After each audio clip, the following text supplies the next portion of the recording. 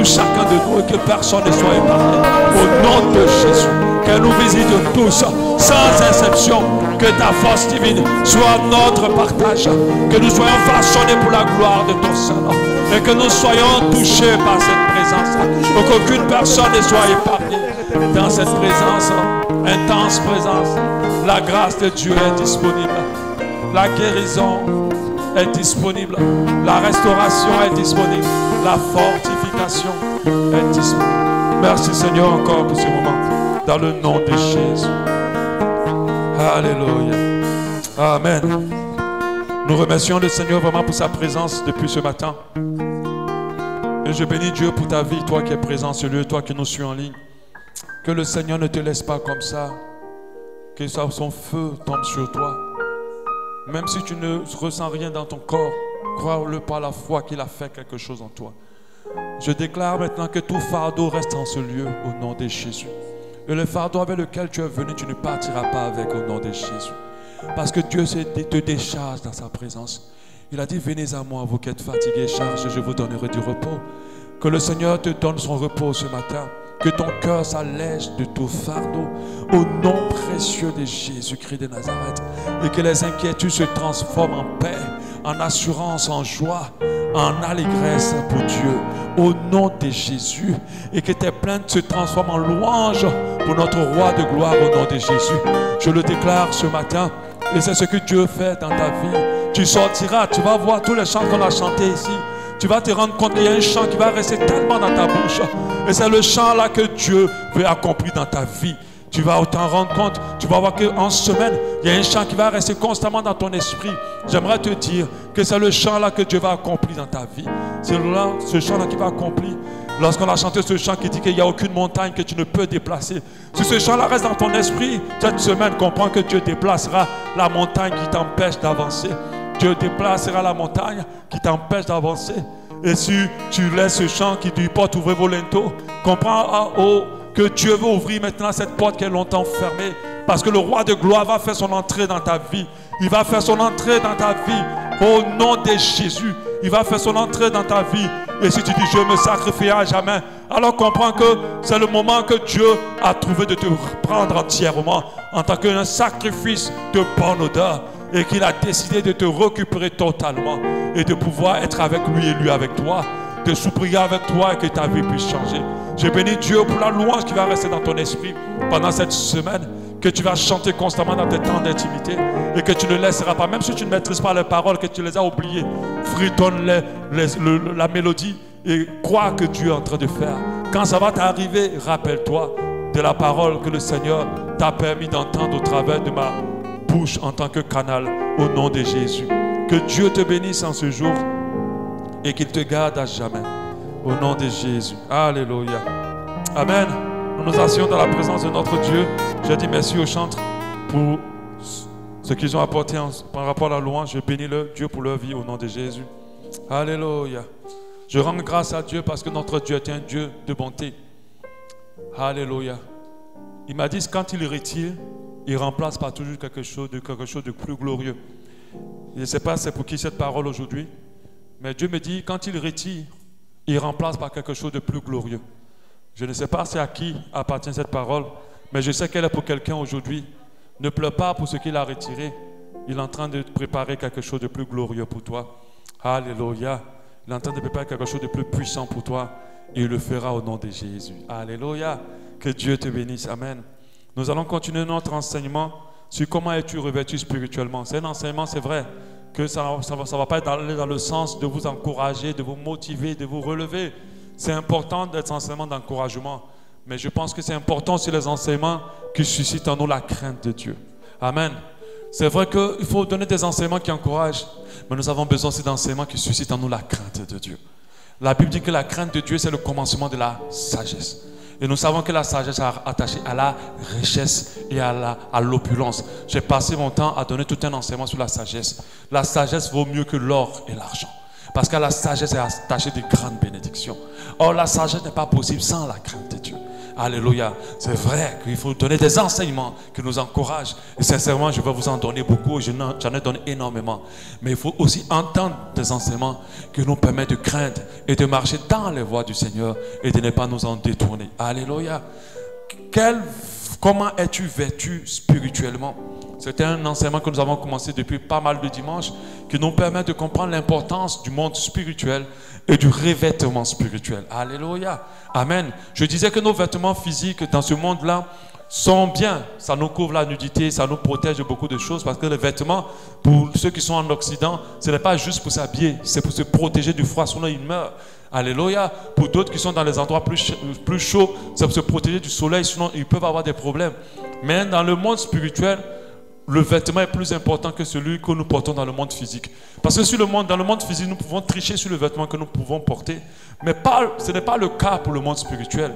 Dans le monde physique, vous pouvez porter un vêtement de médecin sans être médecin. On peut même vous prendre pour un médecin. On a vu plusieurs personnes usurper des identités comme cela et se faire beaucoup d'argent pendant qu'ils ne sont pas médecins et sont passés pour des médecins. Mais par contre, dans le vêtement spirituel, on ne peut pas tricher. Ce que vous êtes spirituellement, c'est ce que vous êtes spirituellement. Il n'y a pas une possibilité à vous de pouvoir avoir un vêtement d'une grande gloire ou d'une grande onction pendant que vous n'avez pas fait tout pour ça. Alléluia. Et je disais que ce qui constitue notre vêtement dans le spirituel, c'est les actes que nous posons. Si nous vivons dans le péché, dans l'impudicité, nous sommes nus spirituellement et nous sommes exposés spirituellement. Le diable a toujours besoin que tu fasses quelque chose qui soit lié à lui pour avoir de la puissance dans ta vie. Si tu ne vis pas dans le péché, il n'a aucun pouvoir sur toi. Il n'a aucune puissance dans ta vie. Il ne peut pas malmener non plus ta destinée. Le péché est la seule porte et le seul droit que l'ennemi a sur nos vies. Alléluia. Dans les œuvres que nous commettons, que nous faisons.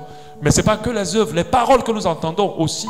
Parce que quand on parle de bénédiction, ce sont des paroles qui nous environnent, des bonnes paroles qui nous couvrent et qui nous habillent dans le spirituellement. De telle sorte que si on nous enlève 1.0, on nous arrache tout. On va nous mettre 1.3 et puis on ne nous donne rien. Tout ce qu'on nous a arraché se reconstitue au centuple. Parce que quelque part dans le spirituel, la faveur, la grâce de Dieu est notre vêtement. Et j'ai dit aussi que le revêtement se prend aussi dans le temps que nous prenons avec Dieu. Comme Jésus, il a passé du temps avec Dieu. Et à la fin, quand il est sorti 40 jours, on dit qu'il a été revêtu de puissance. Donc la puissance de Dieu manifestée, elle est constituée par le temps aussi que nous passons avec lui. Et c'est très important. J'ai dit qu'il y a 3 types de vêtements que nous pouvons porter. Il y a le vêtement principal qui est Christ, Jésus-Christ. La Bible nous dit de nous revêtir de Jésus-Christ. Et Jésus-Christ nous donne accès à tellement de vêtements que nous avons tout intérêt de revêtir Jésus-Christ. Mais revêtir Jésus-Christ, ce n'est pas une prière par onction. On va dire oui, je reçois le vêtement de Jésus-Christ. Et puis tu vas tomber, tu vas dire oui, j'ai reçu le vêtement de Jésus-Christ. Non. Le vêtement de Jésus-Christ, c'est le comportement de Jésus-Christ. C'est les œuvres de Jésus-Christ. Si tu fais les œuvres de Christ, tu vas être revêtu de Christ. Si tu as le cœur de Christ, tu vas être revêtu de Christ. Alléluia. Et le cœur de Christ, c'est l'humilité, c'est la simplicité, c'est la sanctification, c'est la vérité. Alléluia. C'est tout le fruit de l'esprit. La maîtrise de soi, la tempérance, la joie. Alléluia. Ça, c'est le cœur de Christ. Quand tu manifestes ces choses-là, tu es revêtu de Christ. Alléluia. Et ce vêtement-là nous donne droit à d'autres vêtements qu'on va appeler l'habit de noces. L'habit de noces, si tu n'es pas revêtu de Christ, ce n'est pas possible que tu sois sauvé. Aucune personne, aucun moyen ne peut te donner le revêtement de Christ, si ce n'est, ne peut te donner plutôt le vêtement de l'habit de noces, si ce n'est le vêtement de Christ. Alléluia. Amen. C'est le vêtement de Christ. Il nous donne accès aussi au revêtement de puissance. Revêtu de la puissance du Saint-Esprit. Si tu n'as pas Christ, tu ne peux pas être revêtu de la puissance du Saint-Esprit. Avant de recevoir la puissance de Dieu, il faut d'abord être vêtu de Christ. Alléluia. Mais ce n'est pas un enseignement qu'on donne aux enfants de Dieu. On leur fait comprendre que si un homme de Dieu puissant prie pour toi, tu vas avoir l'onction. Mais c'est un mensonge. C'est un mensonge. On ne peut pas te transmettre l'onction qui vient de Dieu, je préfère dire. Parce qu'il faut donner des précisions. Il y a tellement d'onctions maintenant. Alléluia. Il y a des onctions qui n'ont rien à voir avec notre Dieu. Ce sont des onctions démoniaques. Parce qu'elles rendent les gens orgueilleux. L'onction de Dieu ne te rendra jamais orgueilleux. Ça te rendra simple, homme comme Christ. Mais il y a des onctions là, quand la personne il se sent Dieu. Il dit, j'ai prié, j'ai commandé, Saint-Esprit, amène-le-moi. Et il se croit Dieu. Ça, ce n'est pas l'onction de Dieu. Alléluia. Il n'y a pas possibilité de te transmettre l'onction de Dieu si tu n'es pas revêtu de Christ. Le vêtement de Christ nous apporte tellement de choses. Alléluia. Mais ce n'est pas le seul vêtement que Dieu veut que nous revêtons dans le spirituel. J'ai précisé qu'il il est très important de comprendre que quand les gens vous regardent, le sorcier de ton village, quand il ne te regarde pas comme tu es présenté physiquement. Il te regarde comme tu es présenté spirituellement. Et des fois, il y a des gens qui sont nus complètement. Alléluia. Et je disais que quand tu prononces au nom de Jésus, ce n'est pas parce que le nom de Jésus n'est pas puissant. Le nom de Jésus reste puissant.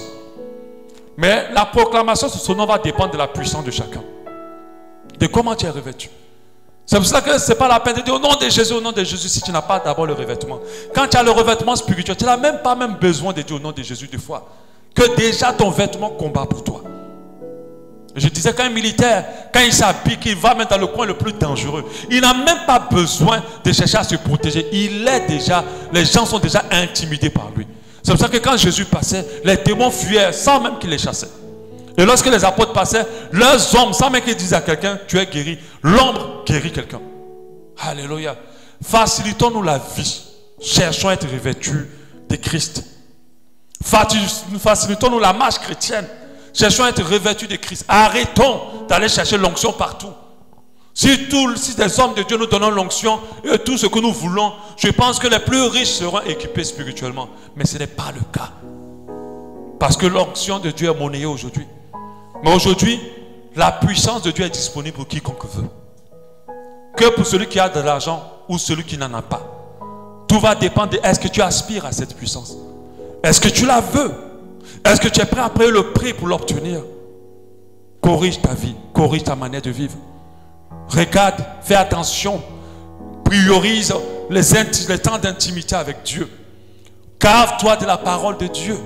Ne passe pas ton temps à regarder les séries, à regarder la télé, à regarder le foot. Tu te remplis de foot et tu es nu dans le spirituel.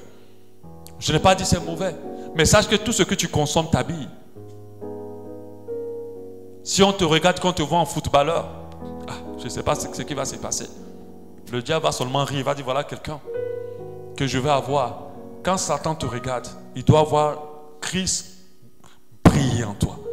Il doit avoir le vêtement de Christ tellement illuminé mais qu'il ne peut même pas poser ses yeux sur toi. Et quand il regarde une deuxième fois, il doit avoir l'armure céleste.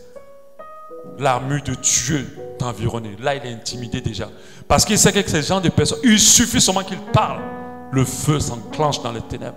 Je me rappelle de ce sorcier qui était converti, qui rendait témoignage. Il dit un jour, il était tellement puissant dans sa sorcellerie.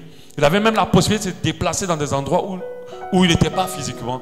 Et des petits jeunes de col, tu sais, des fois, j'en ai vu plein au Gabon, au Côte d'Ivoire, on faisait ça. Des jeunes comme ça, chrétiens, ils aiment des fois se retrouver sur des arbres et puis prier. Tu les vois en tenue, moi j'en ai vu plusieurs. Et puis ils s'arrêtent autour des tables et puis autour des arbres. Et puis ils prient, ils passent un peu de temps, ils louent le Seigneur. Et lui, il a vu un groupe de jeunes en train de prier. Et ça l'a énervé pendant qu'il était en train d'opérer dans une zone, sa sorcellerie de manière mystique. Et il a vu ce groupe de jeunes, il a dit, mais ceux-là, ils me dérangent. Et il s'est dit, ceux-là, je vais aller d'abord les exterminer. Je vais créer quelque chose en eux là-bas et leur créer des problèmes. Quand il va pour essayer de faire du mal à ces jeunes qui sont innocents, mais qui aimaient juste Jésus, qui lisaient sa parole, qui marchaient droitement. Des fois, tu ne fais rien et puis des combats, tu les remportes dans le secret, sans le savoir. Mais quand il est parti, après d'un coup, il se réveille. Il est endormi. Il ne comprend pas ce qui s'est passé. Les jeunes ont fini de prier bien, ils sont partis. Il était énervé. Et c'est à partir de là que sa conversion a commencé à revenir. Il s'est dit, mais quelle puissance qu'il y a au-dessus de la puissance que j'ai? Parce que lui croyait qu'il avait la puissance des puissances. Vous savez, le sorcier pense qu'il est plus puissant que toutes les puissances. Il pense qu'il a la vraie puissance en fait. Mais lorsque ce sorcier-là croise ta route, qu'il rencontre une autre puissance, qu'il réalise qu'il y a une puissance au-dessus de sa puissance, 1000 fois plus supérieure à ce qu'il a reçu. Et cette puissance-là est disponible pour nous tous. Il n'y a pas une question de dire oui, je suis homme de Dieu. Je dis, casser cette mentalité-là de dire que c'est parce que c'est le pasteur. Non, tu peux être plus revêtu que ton pasteur. Tu peux avoir plus d'onction que ton pasteur. Je n'ai pas dit de chercher plus d'onction que ton pasteur. Je dis tu peux avoir. Parce qu'il y a d'autres gars qui confondent. Amen. Tu peux avoir plus d'onction. Si ton pasteur lui passe son temps à autre chose et que toi tu passes ton temps à te revêtir de Christ, tu auras plus de manifestations. Il y a des gens qui ne viennent pas dans le culte. Il y a quelque chose qui ne se produit pas. Qui ne se produit pas. Parce qu'ils sont revêtus. Quand il ouvre la bouche pour louer Dieu, il y a quelque chose qui se dégage dans la louange, qui s'associe et qui embrase. Vous savez, quand on allume le feu, ce n'est pas tous les bois qui s'allument ensemble. Il y a un qui a le feu plus fort et qui aide les autres à s'allumer. C'est pour ça que j'aimerais dire à quelqu'un, arrête d'être à la maison, viens toujours à l'église.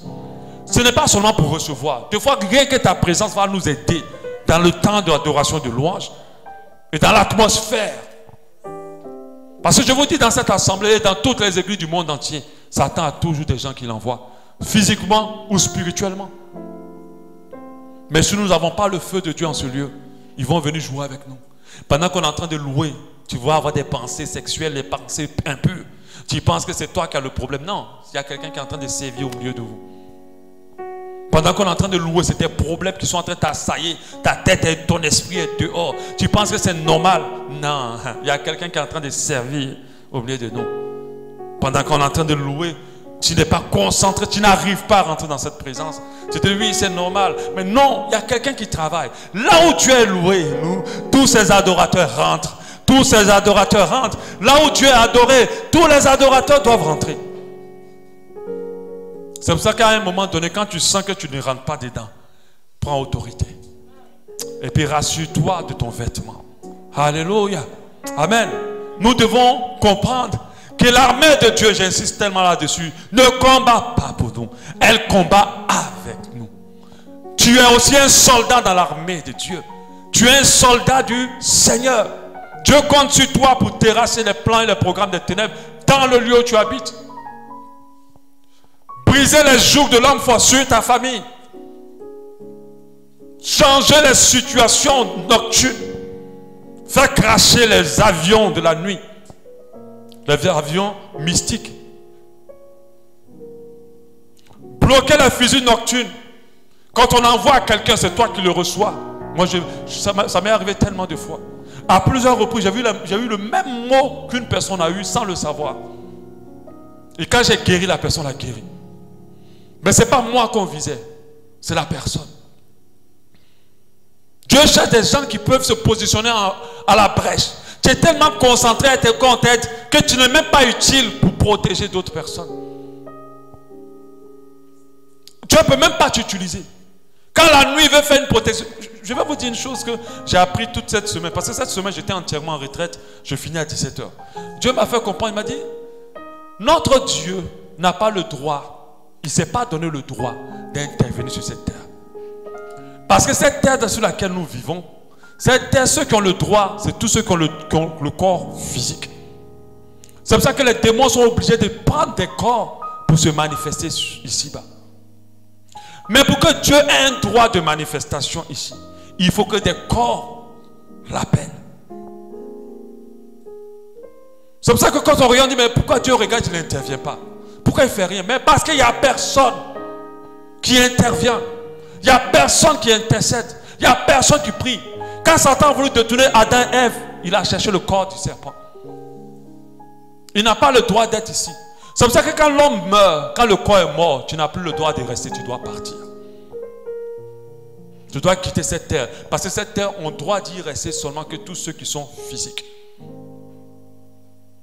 Dieu ne se donne pas le droit de descendre et d'intervenir comme il veut, sans qu'il y ait des gens qui l'appellent, sans qu'il y ait des gens qui prient, sans qu'il y ait des gens qui lèvent la voix. Dieu ne peut pas venir comme ça puis guérir quelqu'un dans la salle, sans qu'il y ait quelqu'un qui a prié pour cette personne. C'est pour ça que la Bible dit Dieu cherche un homme. Alléluia. C'est pour ça que tu dois comprendre que toi, tu dois être une femme et un homme de prière. Tu ne dois pas prier que pour toi, prie aussi pour les autres.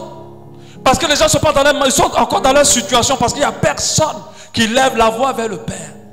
Pour donner le... Parce que Dieu c'est un Dieu qui respecte sa parole. Il a dit je donne la liberté à l'homme. Si l'homme ne m'appelle pas, je ne viens pas. Il voyait que Adam et Ève étaient en train de manger le fruit. Est-ce qu'il est venu intervenir? Il n'a rien fait. Il aurait pu arrêter. Si quelqu'un l'avait appelé, il serait venu intervenir. La manifestation de ton Dieu dépend de tes prières. Alléluia. Que ce soit pour ta nation, que ce soit pour la vie de quelqu'un. Prie. Donne le droit à Dieu de venir se manifester. Donne le droit à Dieu de descendre et d'agir. Arrête de te plaindre et appelle ton Dieu. Il a tellement insisté sur le fait de demander que d'autres n'ont pas compris en fait que tant que tu ne demandes pas, il te regarde. Il observe seulement. Il y a d'autres qui pensent qu'ils vont pleurer, font pitié. Dieu va venir, oh mon fils, tu me fais pitié, je vais t'aider. Il ne va rien faire. Il va pleurer même avec toi. Il va amener le paquet de mouchoirs. Il va essuyer cela, il va essuyer tes larmes. Et vous deux, vous êtes là, vous regardez. Alléluia. Vous pleurez seulement vous deux. C'est tout. Comme il t'aime, il va pleurer avec toi. Il va bien pleurer avec toi. Puis il est là, il ne fait rien. Tant que tu ne te lèves pas et que tu n'ouvres pas la bouche pour prier, pour donner ce droit à Dieu d'intervenir dans ta vie, rien ne va se passer. Et quand je dis donner le droit, ce n'est pas une fois. La Bible dit d'insister dans la prière. N'arrête pas tant que tu n'as pas encore vu. Beaucoup de choses que Dieu a fait avec les hommes, il peut le faire sans eux. Mais Dieu a établi une règle. C'est que nous n'intervenons pas sans l'homme. Alléluia. C'est pour ça qu'il faut que ta manière de prier change. Comprends qu'à chaque fois que tu ne pries pas pour quelque chose, rien ne se passera. Si tu as donné à cœur à quelqu'un de prier, alors quelque chose se passera. Des fois, quand une situation va se passer, Dieu réveille ceux qui sont disponibles pour la prière. Il va réveiller tel à 5 h du matin, l'autre à 4 h. Des fois à la même heure. Des fois, vous venez vous retrouver, vous dites, ah mais je ne sais pas, Dieu m'a réveillé à 5 h, je n'arrivais pas à dormir. Il a besoin avant d'intervenir. S'il n'y a personne qui prie, Dieu ne fait rien. Ce monde-là, c'est pour tout ce qui est physique. Les démons et le diable sont en violation quand ils viennent sur la terre. Ils sont en violation. C'est pour cela qu'ils ont besoin de posséder des corps pour avoir des droits qu'on ne leur a pas donnés.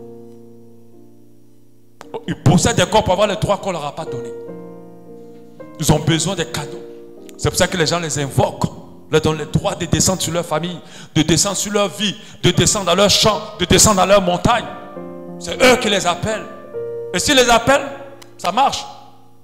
Parce qu'il faut qu'un humain fasse descendre ces démons dans une vie ou accepte de les recevoir.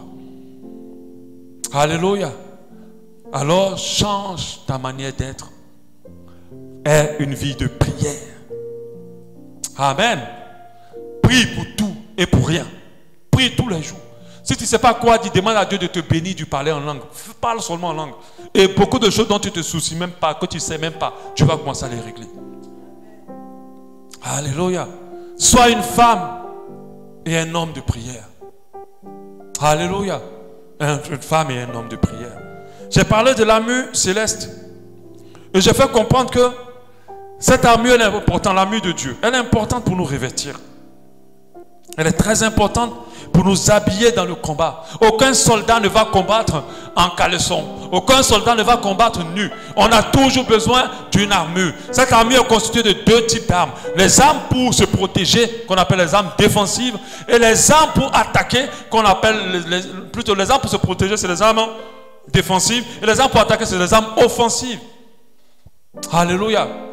Les enfants de Dieu ne cherchent pas l'armure céleste. Ils ne cherchent pas. Ils aiment tellement la facilitation. Ils veulent que les gens fassent tout pour eux. Dès que ça commence à trembler seulement, oh, je veux qu'on prie. Oh, on n'a qu'à prier. Oh, pasteur, il faut prier pour moi. Oh, il faut prier pour moi. Mais ce que ton pasteur a eu là, tu peux avoir ça. Je t'assure, hein, il n'y a pas quelqu'un qui peut mieux combattre pour toi que toi-même. Parce que ton pasteur, tu connais combien de prières là? Il ne peut pas bien prier pour toi. Ça te coûte quoi d'avoir aussi l'armure toi-même? Et de pouvoir prendre autorité. Quand tu as l'armure, tu intimides le monde des ténèbres. Tu arrives quelque part, tu n'as pas besoin de parler. Les choses se passent. Les choses se passent. Les gens qui sont timbrés dans la tête, quand ils te voient, ils se calment. Parce que ce qui rend les gens timbrés, c'est l'esprit qui est en eux. Alléluia. J'ai envie de créer dans le cœur de quelqu'un une révolte spirituelle. Tu ne peux plus rester habillé comme tu es habillé. Il faut que ça change. Il faut rehausser ta consécration. Il faut rehausser ton engagement avec Dieu. C'est le seul moyen pour toi d'être revêtu. L'armure spirituelle, ce n'est pas une armure, comme je l'ai dit, comme on le fait dans certaines églises. Apportez vos machettes et puis on verra les machettes physiques. D'autres apportent des couteaux, d'autres apportent même des sabres. On va découper le diable. Oh, découpons-le. Et puis ça découpe. Ça découpe qui? Tu ne sais même pas si tu es en train de découper même ta propre vie. Les armes de Dieu ne sont pas des armes physiques. Ce sont des armes spirituelles. Et toutes les choses de Dieu reviennent à l'œuvre, aux œuvres qu'on fait. Ce n'est pas les histoires de dire oui, je vais aller rentrer ici, une parole de ça, prière de ça, ou bien on va aller me laver moins grand comme ça dans une bassine avec une eau, je ne comprends pas d'où ça vient, pour dire qu'après ça je serai revêtu. Ce sont les actions des démons. Dieu ne revêt jamais comme ça. C'est par tes œuvres que tu es revêtu. J'ai parlé de la première arme qui est la vérité à vos reins. Si tu vis dans la vérité, mon frère, si tu marches dans la vérité, ma soeur, il y a beaucoup de combats que tu ne feras plus. Tous ceux qui vont t'attaquer auront des problèmes. Que ce soit des gens physiques ou des gens spirituels. C'est pour cela que j'ai dit, retourne en envoyeur là, ça n'existe pas avec les chrétiens. Quand tu es armé de l'armure de Dieu, retourne en envoyeur est déjà enclenché. Tu n'as même pas besoin de le dire. Celui qui te touche a mis son doigt dans l'œil de Dieu. Il aura un problème. Il faut dire la vérité, marcher dans la vérité. Une ceinture, c'est celle-là qui maintient tout notre vêtement. Aujourd'hui, c'est vrai qu'on a les pantalons slim et tout ça, mais avant, ce n'est pas le cas. Un pantalon n'arrivait pas à rester seul. C'est pour ça qu'on a créé la ceinture. Avant, l'armure des soldats ne pouvait pas rester comme ça. Il fallait mettre une ceinture pour tenir toute l'armure. Si tu n'as pas la vérité, mon frère, rien qu'avec ça seulement là, le diable te regarde comme un pigeon. La fin d'année est en train d'arriver. Il y a des gens qui sont déjà dans les enclos. Au nom de Jésus, il n'y a aucun qui soit ici. Alléluia. Au nom de Jésus, il n'y a aucun qui m'écoute qui soit dans les enclos. Mais il y a des gens qui sont déjà dans des enclos comme des moutons. On attend seulement de faire les michouis avec au couscous. À la fin de l'année. Il y a une sœur de l'église qui a fait un songe où elle voyait comme plusieurs esprits de mort sortir des tombeaux armés. Et je lui ai dit, les esprits de mort sont déjà lancés pour cette fin d'année. Je lui ai montré pour que nous levons dans la prière. Non seulement pour ne pas être atteints, mais en plus pour détruire les œuvres dans la vie de nos familles et dans la vie autour de notre, partout où nous allons pour détruire. Quand nous montons dans un taxi qui était destiné à tuer des gens, ce taxi-là ne tuera personne. Alléluia. Quand nous dormons dans une maison qui était pourvue d'être attaquée par les ténèbres, cette maison-là va tellement éblouir de la puissance de Dieu que rien ne se passera. Alléluia. Est-ce qu'il y a quelqu'un qui est un peu révolté spirituellement ce matin? Alléluia. Change de mode. La vérité pour un. Commence à dire la vérité. Marche dans la vérité. Marche comme en plein jour. N'aie pas de vie secrète et puis d'apparence devant les gens, tu te passes pour un chrétien. Ça ne sert à rien. Alléluia. Ça, quand tu fais cela, tu ne te fais pas du mal, tu ne fais pas du mal aux gens. Tu te fais du mal à toi-même parce que tu es exposé. Même si le diable n'arrive pas à te tuer, il te pille les grâces et les bénédictions que Dieu a pourvues pour toi. Est-ce que quelqu'un peut débrouiller un homme fort? Parce que le passage de l'homme fort, ce n'est pas seulement pour les démons, c'est pour nous aussi. Quand tu es armé, tu deviens un homme fort. La Bible dit, est-ce que quelqu'un peut te dépouiller un homme fort sans d'abord l'avoir lié? Quand tu es fort, est-ce qu'on peut te dépouiller? C'est pour ça que tu dois chercher cette dimension d'homme fort contre les ténèbres. J'ai parlé de la cuirasse de la justice et la cuirasse protège le cœur. Garde ton cœur plus que toute autre chose. Si tu prends ton cœur pour faire boîte de nuit, ou tu fais moulin, où tous les sentiments passent dans ton cœur, aux colères, aux envies, aux jalousies, aux amertumes, tout c'est dans ton cœur là, mon frère, ma soeur. Tu es exposé. Parce que ce sont des choses avec lesquelles le diable est fort dans la vie des gens. Ce sont des choses avec lesquelles le diable attaque. Quand un sorcier va t'attaquer, il va te provoquer délibérément. Il y a une personne qui est dans ta cour, même dans ta maison, même dans ta famille. Quand vous vous croisez, seulement, elle doit t'énerver jusqu'à un certain niveau. Fais attention. Elle t'expose à chaque fois. Alléluia. Personne dans ta vie doit pouvoir façonner l'état de ton cœur, si ce n'est que notre Seigneur Jésus-Christ. Même si la personne t'a méprisé, Dieu sait que tu es grand. Dieu sait que tu es beau. Dieu sait que tu es exceptionnel. Même si tu n'as rien, Dieu sait que tu es riche. Alléluia. Ne laisse personne te mépriser. Même s'ils le font, ne te laisse pas toucher par ça. Alléluia. Et j'ai parlé ensuite du bouclier de la foi pour se protéger. Alléluia. Prenez par-dessus tout cela le bouclier de la foi avec lequel vous pourrez éteindre tous les traits enflammés des ténèbres. Alléluia. Quand vous avez la foi, et quand je parle de foi, je parle du fait qu'on réalise la puissance de notre Dieu. On réalise les capacités de notre Dieu. Et on croit en cette puissance, en cette capacité. On réalise qu'on n'est jamais seul, que l'ange de l'Éternel campe autour de nous, parce que nous craignons Dieu. On réalise qu'il est tout, même quand les choses sont tellement ficelées et qu'on voit que ça va être grand, ça va faire quelque chose un dégât terrible, on n'a pas peur. Parce que ce qui fait que ce bouclier de la foi n'est pas manifesté, c'est quand on a peur. La peur est l'instrument le plus puissant que le diable utilise contre les vies des chrétiens. Ce n'est pas seulement la peur de dormir dans une maison, il y a d'autres qui n'ont pas peur de ça, même quand ils ne sont même pas chrétiens. Mais c'est la peur d'échouer, la peur d'y arriver, la peur d'être rejeté, la peur d'être humilié, la peur de rester pauvre. Cette peur-là fatigue énormément de personnes. La peur de ne pas réussir, la peur de ne pas être aimé, la peur de ne pas se marier, la peur d'être possédé. Oui, il y a des chrétiens qui ont peur aujourd'hui, qui commencent à dire, je ne peux pas aller dans cette maison, je préfère qu'ils ne connaissent pas mes secrets. Mais ils ne peuvent rien faire, c'est toi qui es le plus fort. Même si tu rentres dans cette maison où il y a le plus grand des sorciers, n'aie pas peur. C'est lui qui doit avoir peur de toi. En réalité, qui doit avoir peur de qui? Le plus fort ou le plus faible? C'est le plus faible qui doit avoir peur du plus fort. Mais quand tu as peur que quelqu'un peut te maudire, et quand tu vas quelque part, on te dit bois l'eau, tu dis je ne bois pas, je vais essuyer, sinon je vais arriver. Tu es dans la peur. La Bible dit même si on boit des breuvages mortels, on ne mourra pas. Même si les serpents nous piquent, on ne mourra pas. Mais pourquoi ça? C'est la foi. Vous pensez que c'est aujourd'hui qu'on cherche à vous tuer? Depuis que vous êtes né, on cherche à vous tuer. Vous pensez qu'on n'a pas essayé de vous faire du mal? On vous a déjà fait du mal, mais Dieu a déjoué ça. Alléluia. L'enfant de Dieu a foi en Dieu pour sa protection. Il faut croire qu'il est capable. Alléluia.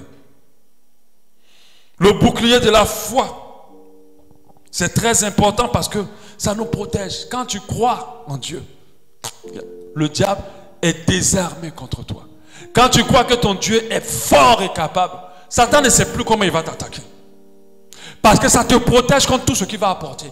Même quand il te met dans le pire tourment, il voit une louange sortir de ces tourments-là. La preuve, quand on met les apôtres en prison pour les déstabiliser. Parce que Satan, avant de finir leur vie, il les a cherchés à les déstabiliser.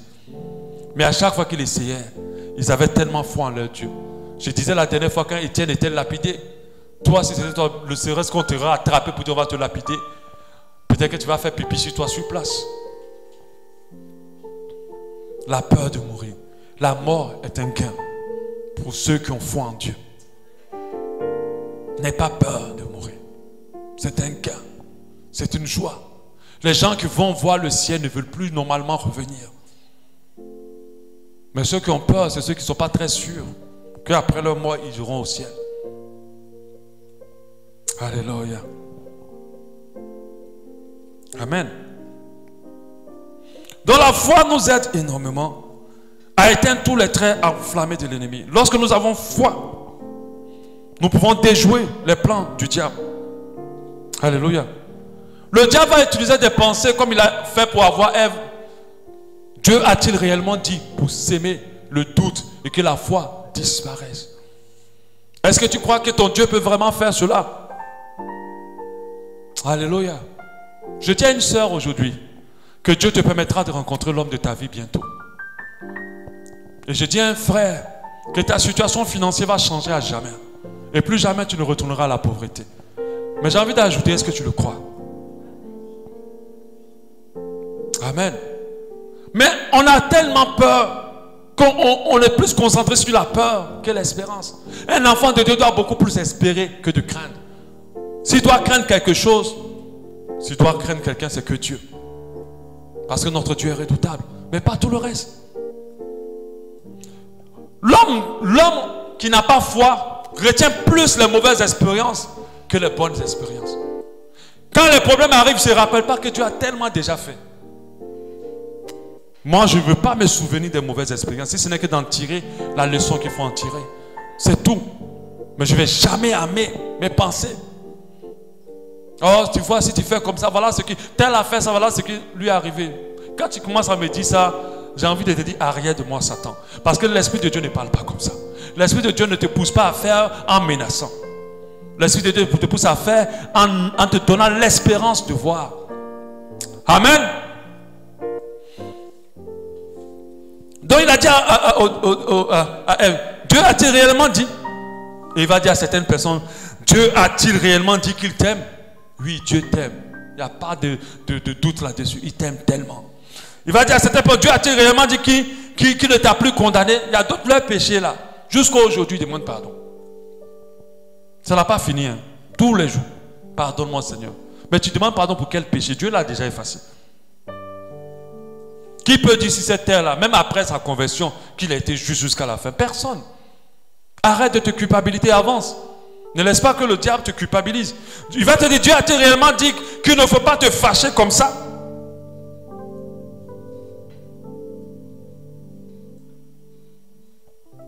Amen. Il va s'aimer le doute dans ton cœur. Dieu a-t-il réellement dit qu'il ne sera pas avec toi? Il va te mettre le doute dans le cœur. Mais je vais te dire une chose. Notre Dieu est fidèle à sa parole. Tout ce que tu lis dans la Bible est vrai. Elle est vraie pour quiconque croit. Ne doute pas une seule seconde. Alléluia. Et le bouclier de la foi te donne beaucoup de victoires et déjoue tellement de plans des ténèbres. On parle du casque maintenant du salut. Prenez ainsi aussi le casque du salut. C'est toujours des armes défensives.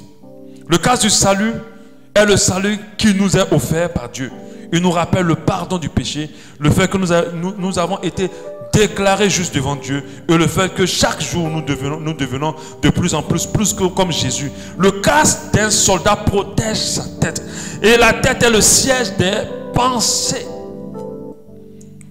Un chapeau tient la tête au chaud, mais un casque protège la tête de probables dommages, de choc ou d'attaque. Les casques que vous voyez les militaires porter là, il y a des balles même qui n'arrivent pas à rentrer dedans. Alléluia. Et les gens de l'époque portaient parce que si on met un coup d'épée, ça pouvait fendre la tête. Mais au contraire, ça protégeait. Il les mettait même jusqu'au niveau du nez et des yeux.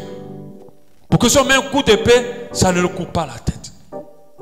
Mais votre tête, c'est le siège de vos pensées. Rien qu'avec les pensées, le diable a la victoire sur trop de personnes. Trop. Rien qu'avec les pensées.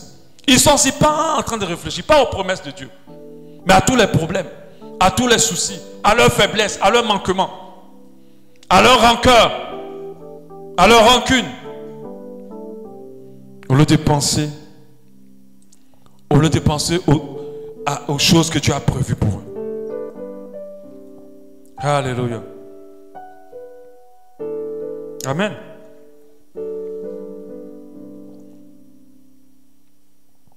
La Bible dit en 1 Pierre 5:8, soyez sobres, veillez. Votre adversaire, le diable, rôde comme un lion rugissant séchant qui dévorait. Nous devons comprendre que l'ennemi fera tout pour te donner l'échec dans les pensées. Un savant a pu dire, je pense donc je suis. Je pense qu'il a simplement traduit la pensée, la vérité biblique. Je pense donc je suis. Fais attention à ce qui arme dans tes pensées. Si on t'atteint dans le mental, on t'a atteint. C'est comme si on t'a atteint dans la tête. On t'a atteint. C'est pour ça que quand quelqu'un fait un accident, quand il y a un traumatisme crânien, on n'a pas trop d'espoir. Mais s'il casse le bras, s'il casse le pied, s'il casse le truc, bon, on a de l'espoir. Alléluia. Tu dois veiller sur tes pensées. Tu dois faire attention. Les pensées d'un enfant de Dieu sont toujours des pensées de victoire. Surtout des pensées d'espérance, surtout des pensées de sainteté. Parce que les pensées aussi, ce n'est pas seulement juste le fait de te donner le découragement, mais c'est de donner les pensées souillées. La Bible dit que tout ce qui est digne de louange soit l'objet de vos pensées. Alléluia. Donc si tu commences à tourner dans tes pensées des choses impures, tu t'exposes aux ténèbres. Je pense, donc je suis. Si dans tes pensées, tu as de la haine contre quelqu'un, tu as de la colère contre quelqu'un, tu t'exposes au diable. Parce que la Bible dit, comment tu peux aimer Dieu que tu ne vois pas et haïr ton frère que tu vois? Si tu hais ton frère, c'est que tu n'as pas connu Dieu. Alléluia. Et cette parole-là doit nous permettre de changer de comportement. Le soldat qui ne sait plus pour qui il combat ou pourquoi il combat, un soldat qui n'a plus la réalité de la puissance de son camp est faible. Il doit savoir pour qui il combat. Nous ne combattons pas pour un grand Dieu. Pour un petit Dieu plutôt. Nous combattons pour un grand Dieu. Avec qui nous combattons? Nous ne combattons pas avec un petit Dieu. Nous combattons avec un grand Dieu. Un grand Dieu est à notre côté. C'est pour ça que si un enfant de Dieu ne se lève pas dans ses pensées, ne se lève pas un peu dans sa foi, et n'a pas la foi et la manifestation de foi et de pensée comme Dieu attend, il va échouer. Il va échouer. C'est pour ça qu'aujourd'hui on voit des chrétiens vivre dans l'échec. L'échec à tous les niveaux. Ceux qui commandent, ceux qui demandent, ceux qui souffrent, ceux qui ont des vies détruites, qui ont des avenirs compliqués. Alléluia. Mais ce manque-là est lié au fait que nous ne sommes pas revêtus. Alléluia. Et en ce qui concerne les armes offensives, parce que je vais terminer aujourd'hui, on a le zèle que donne l'évangile de paix. Il dit, mettez à vos pieds le zèle que donne l'évangile de paix. Nous savons que les chaussures sont très importantes pour le militaire. Un militaire qui veut se tenir debout a besoin d'une paire de chaussures convenables. Ces chaussures lui permettront de marcher sur les terrains rocailleux, le protéger contre les morsures de reptiles, serpents, scorpions, mais aussi ces chaussures l'aident à écraser la tête des serpents et des scorpions. Tu ne peux pas écraser un serpent avec ton pied nu. Mais si tu as des bonnes bottes, tu peux écraser sa tête. Sans de bonnes chaussures, le soldat ne peut pas faire une longue marche. Donc avec les chaussures, on est endurant avec le Seigneur. L'évangile, c'est ce qui nous rend endurants dans notre marche chrétienne. Il y aura des pieds en compote après quelques distances de terrain hostile. Nous sommes des soldats de Christ. Nous avons les chaussures du zèle que donne l'évangile de paix. Ce qui doit nous intéresser ici, c'est le zèle, la force, l'envie, la motivation. Si tu n'es pas zélé pour Dieu, il y a beaucoup de choses que tu ne peux pas faire. Dieu me donne cette image-là de quelqu'un qui veut sauter, qui veut sauter un mur, sauter une distance. Mais pour y arriver, il faut qu'il prenne un élan de puissance dans la course d'abord. Si tu n'as pas le zèle, tu vas t'étouffer en chemin. Et c'est comme ça que beaucoup abandonnent. Parce que le zèle que donne l'évangile de paix n'est pas dans leur cœur. Le mot zèle est très important. Il traduit l'ardeur, la motivation, la dévotion, le dévouement qu'on mettra au service du Seigneur et de l'évangile. La parole du royaume nous le donne. La Bible nous dit en Romains 12, 11, ayez du zèle. Ayez du zèle et non de la paresse. J'écrivais récemment une pensée que Dieu m'a donnée. Le Seigneur m'a dit, l'appel, il dit que l'entrée dans un appel n'est pas forcée. Si tu as du mal à rentrer dans ton appel, pose-toi la question si tu es vraiment appelé. Il me faisait comprendre qu'il y a des gens qui ont du mal. Ils sont là, ils se disent, bon, Dieu m'appelle à ça. Et puis depuis là, ils ne peuvent pas commencer. De la même manière qu'on ne peut pas apprendre à un bébé comment téter. On n'apprend pas un appelé par quoi commencer. Ces jeunes que vous voyez en train de jouer, on ne les a pas appris. Tous jeunes ont été intéressés par ça. Et ils ont commencé. Aujourd'hui, ils sont en train de jouer parce qu'ils ont su comment commencer. Moi, je ne me retrouve pas à la parole de Dieu parce que quelqu'un m'a dit, voilà, pour commencer, pour être pasteur, il faut faire ci, il faut faire ça. On ne peut pas te dire comment être dans ton appel. On doit seulement peut-être t'aider après que tu sois rentré. Donc, réfléchis sur ton appel. Les gens n'ont pas de zèle pour Dieu. Ils sont morts pour Dieu. On ne les sent pas bouillants pour Dieu. Il n'y a pas le feu en eux pour Dieu. Surtout les conversions d'aujourd'hui, je ne sais pas pourquoi. Les gens acceptent le Seigneur, mais ils sont froids. Quand je regarde ça, je me dis, mais attends, ou bien c'est nous seuls, ou bien la conversion, le zèle de Dieu était disponible à notre époque. Ils sont froids. On est obligé presque de vous pousser, même pour venir à l'église. Un zèle pour Dieu ne vient pas en retard. Un zèle de Dieu ne se permet pas d'arrêter de faire ce qu'il faut pour Dieu. Un zèle de Dieu est toujours disponible pour être utile dans la maison de Dieu. Un zèle de Dieu n'apprend pas qu'on lui dise de faire quoi que ce soit. Il est disponible, il est présent. Mais aujourd'hui, ils se battent tellement mal le péché parce qu'ils n'ont pas le zèle. Quand tu as du zèle, tu as la force. Je suis rentré en retraite de 7 jours. Ce n'est pas parce que quelqu'un m'a dit. Dès que je sens souvent que ma foi commence à être bizarre, je dis non. J'ai trop de zèle pour me laisser assombrir. Je vais. Je suis rentré dans cette retraite. Temps de prière. Minuit. Tôt le matin. Midi. 21h. Et j'avais la force de faire tout ça. Et je lisais la Bible. Je lisais la parole. J'écoutais l'enseignement. J'étais enfermé que pour ça. Il faut du zèle pour arriver à faire ça. Si tu n'as pas de zèle, minuit, tu vas prier. Ça, c'est au début, c'est des petits zèles. Quand ça monte un peu, ça s'éteint là. Le matin, avant 12h, tu as déjà coupé même le jeûne d'abord. Seigneur, bon, comme je dis manger, hein, j'ai dit légumes. Mais légumes, tu te tapes les plats de riz. Si même tu transformes, tu dis le poulet, même c'est un légume. Si tu n'as pas de zèle, c'est comme ça. Toi-même, ce que tu as dit là, tu vas changer.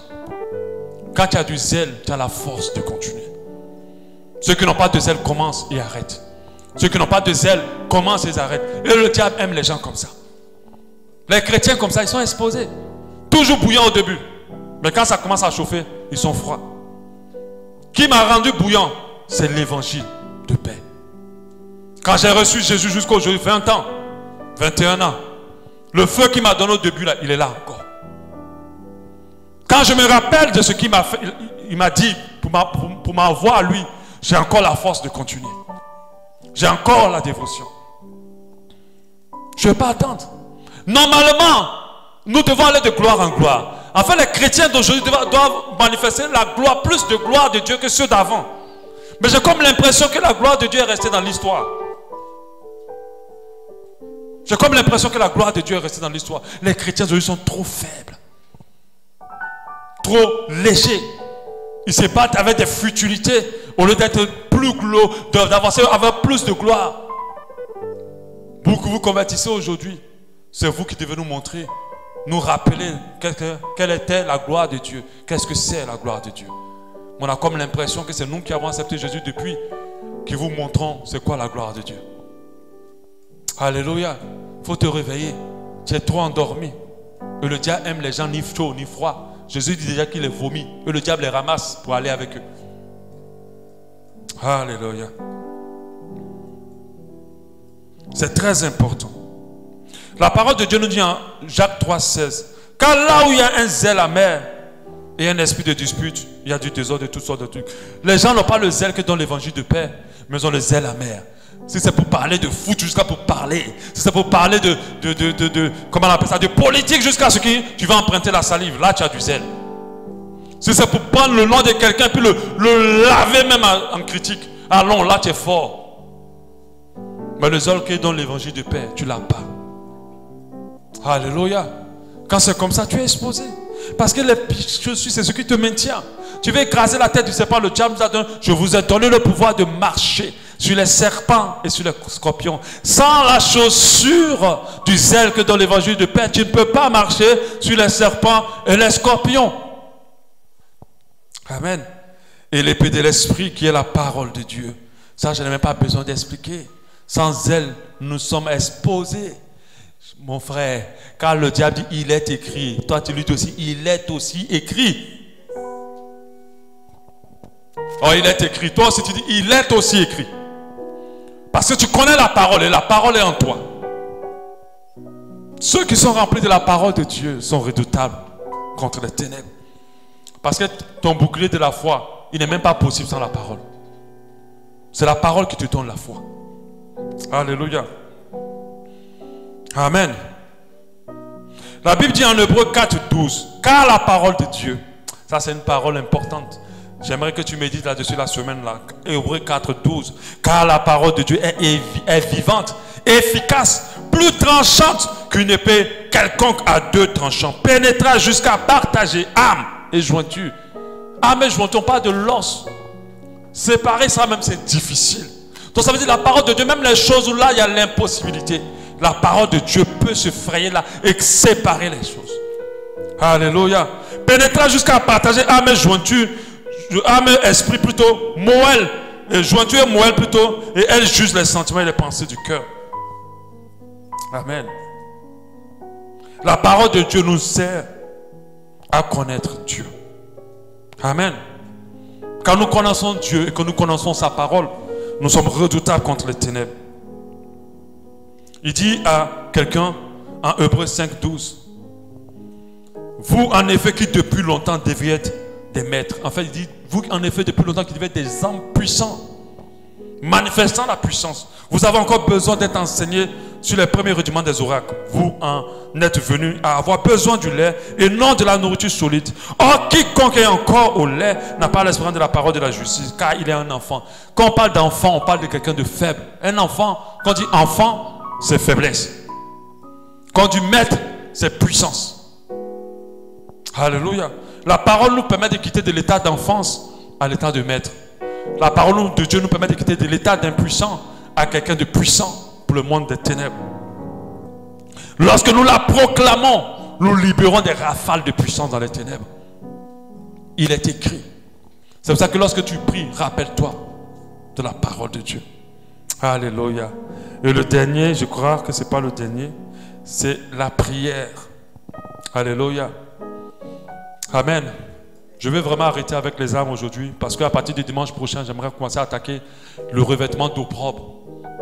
Je vais attaquer l'opprobre. Il y a des gens qui sont balades avec des vêtements d'opprobre. L'opprobre fait que partout où tu vas, les mêmes choses qui t'arrivaient depuis, ça t'arrive toujours là-bas. Et tu as comme l'impression qu'il y a une malédiction qui te suit. Je vais te parler des vêtements d'opprobre. Alléluia. La prière, c'est une âme. Je disais tout à l'heure, Dieu ne peut pas intervenir sans que quelqu'un ne prie.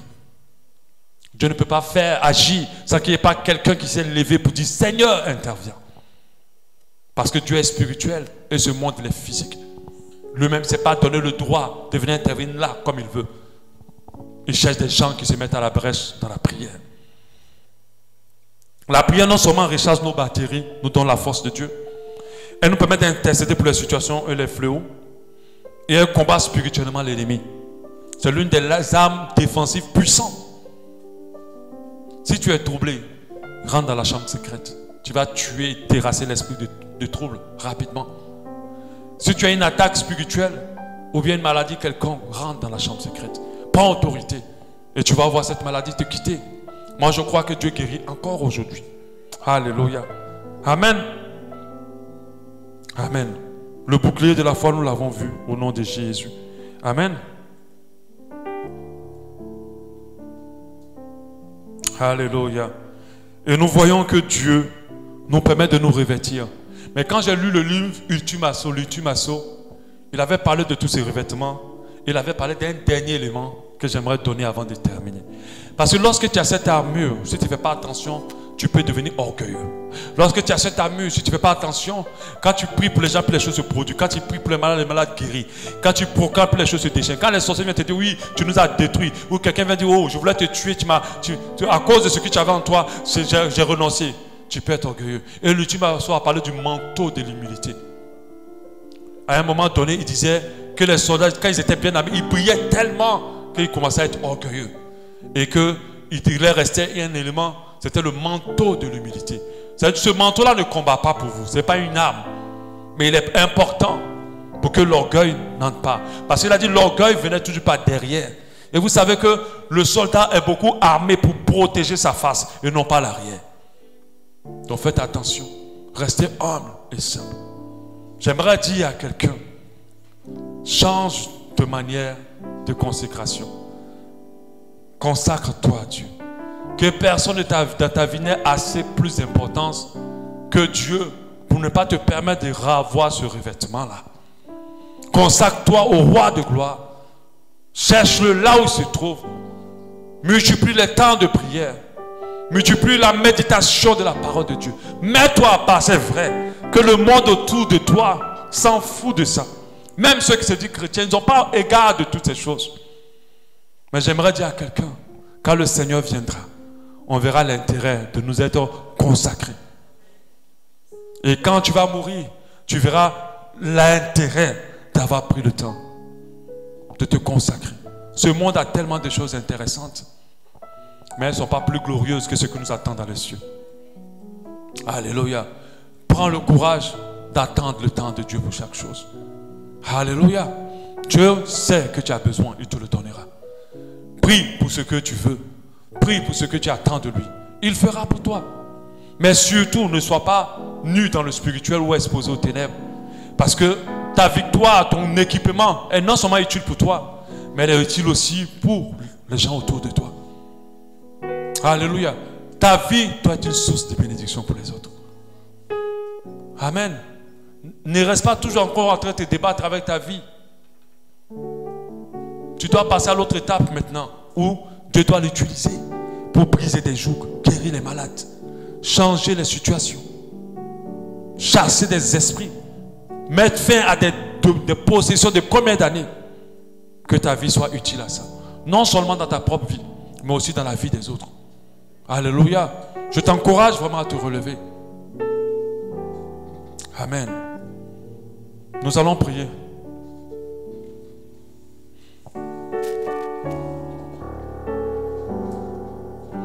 Nous allons prier.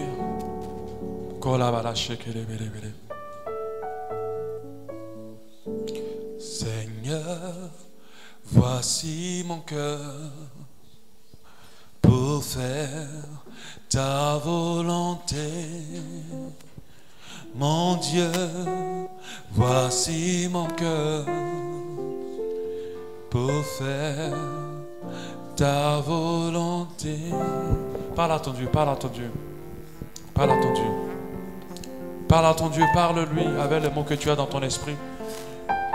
Si tu sens le besoin de te repentir, repens-toi. Si tu sens l'envie de dire Seigneur, donne-moi la force de pouvoir rentrer dans ce que tu demandes, alors dis-le, dis-le, dis-le. Prie selon que tu le ressens. Pour faire ta volonté, ta volonté. Pour faire ta volonté et ta volonté. Pour faire ta volonté.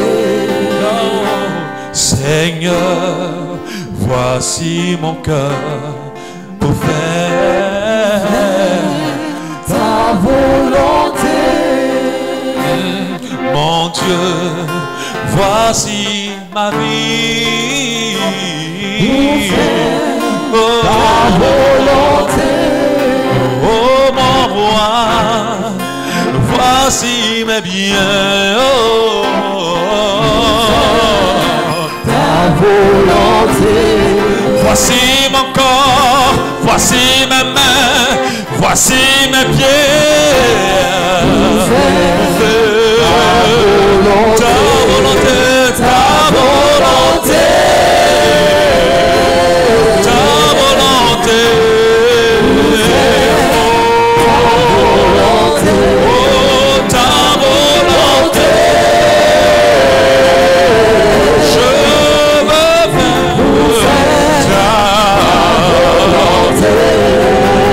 Voici mon temps, voici mon cœur pour faire ta volonté.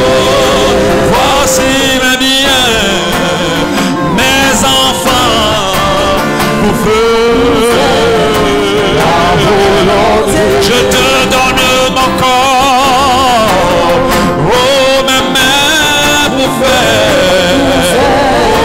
ta volonté.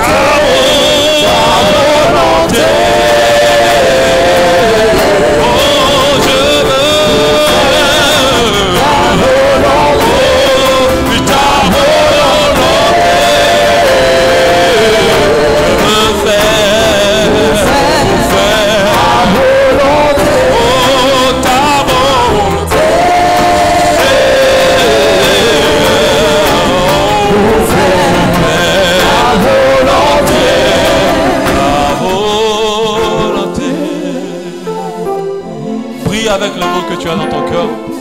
Tu sais, tant que tu n'es pas consacré complètement à Dieu, il y a beaucoup de choses qui vont être difficiles pour toi. Ce n'est pas parce que je veux te maudire, mais c'est une vérité que je te libère ce matin. Change, prends, sors de ce moment avec des résolutions fermes.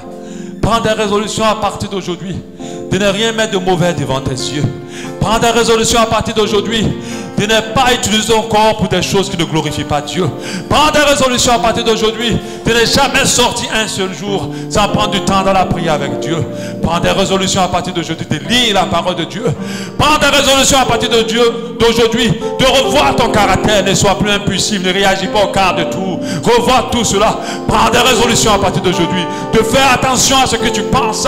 De faire attention à ce que tu penses. Prends des résolutions à partir d'aujourd'hui de t'exposer constamment à la parole de Dieu. Au lieu d'aller écouter d'autres choses, au lieu d'aller perdre du temps ailleurs, écoute seulement la parole de Dieu. Remplis-toi, gave-toi de cette parole et tu verras ton armure se constituer. Tu verras ton armure te constituer. Prends des résolutions à partir d'aujourd'hui de dire à chaque fois: arrière de moi Satan, lorsqu'une pensée que Dieu n'a pas mis dans toi vienne et que tu puisses marcher dans des voies qui glorifient Dieu. J'aimerais te dire, c'est pour ton intérêt que Dieu te dit manque ces choses. C'est pour ton intérêt que Dieu veut que tu changes de vie. Je te dis, tue le vieil homme dans ta vie. Tue le vieil homme dans ta vie. Tue le vieil homme dans ta vie. Tue cet homme qui t'a attaché, qui est resté avec toi depuis des années. Depuis des années, tu n'arrives pas à le mettre de côté. J'aimerais proclamer ce matin que sa fin est arrivée maintenant dans ta vie. Il a échoué pour toujours. Il disparaît à jamais. Et toute chose devient nouvelle dans ta vie. Alléluia. Seigneur, béni sois-tu. Dis-le avec tes mots, ta volonté. Que Dieu te donne le zèle qui apporte l'évangile de paix. Que ton cœur soit rempli de ce zèle. Je sais que tu es faible. Je sais que tu veux mais que tu n'arrives pas. Mais j'aimerais te dire que tu pourras tout par celui qui te fortifie. J'aimerais te dire que tu es capable. Si tu crois, tu es capable de recevoir la force de Dieu ce matin. Est-ce que tu le crois? Est-ce que tu crois que Dieu peut te donner ce puissant zèle qui va te permettre de te relever à jamais et que ta vie change pour toujours et que les choses deviennent maintenant nouvelles totalement et complètement dans ta vie? Est-ce que tu crois que Dieu peut te communiquer ce zèle ce matin? Est-ce que tu le crois? Alors commence à prier pour le zèle. Commence à prier. Lord, I give you my